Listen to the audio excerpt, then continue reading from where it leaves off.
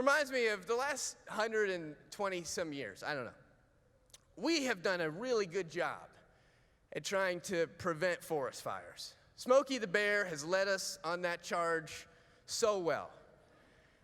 But now we're finding that actually maybe we shouldn't have tried so hard to prevent them. Because when we try to prevent them, over decades, then more and more dead leaves, dead pine needles, dead foliage begins to collect, and it gets dry.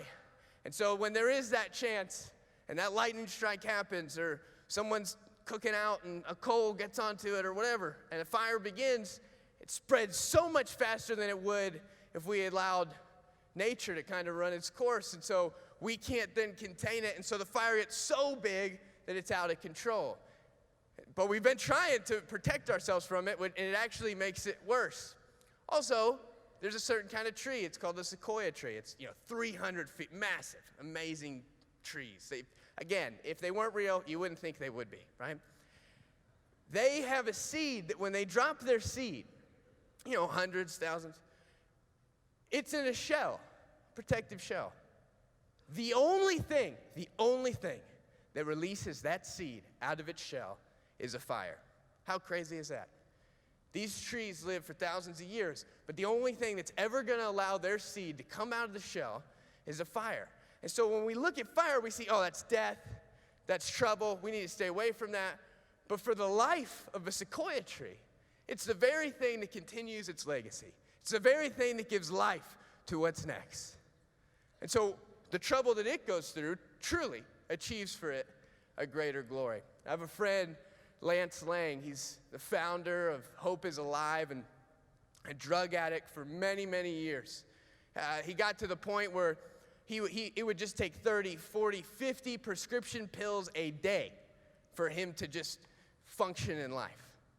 And so he gets to this point where the loved ones around him and God begins to move, and he goes to rehab. And when he comes out, he thinks to himself, hey, I need to make sure I set up a system because this last 6 months has been wild and crazy and really, really tough. So I want to create something that allows my recovery to keep moving forward. And so we got a handful of guys to move into a house with him.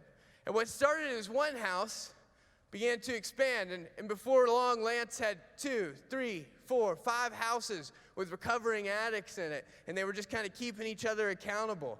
And that was 6 years ago. Today, because of Lance's ability to say, hey, I'm going to shift my focus. All this stuff that happened to me, I'm going to allow it to be achieving something and working towards a better good. So today, Hope is Alive has 18 houses, 165 recovering addicts in those houses today, and 72 graduates from their 2-year program. For Lance, it was, I'm not going to, dust it under the rug. I'm not going to just try and endure it. I'm going to use it. I'm going to give it to God. And out of that, something so much better than I could imagine is going to come through it.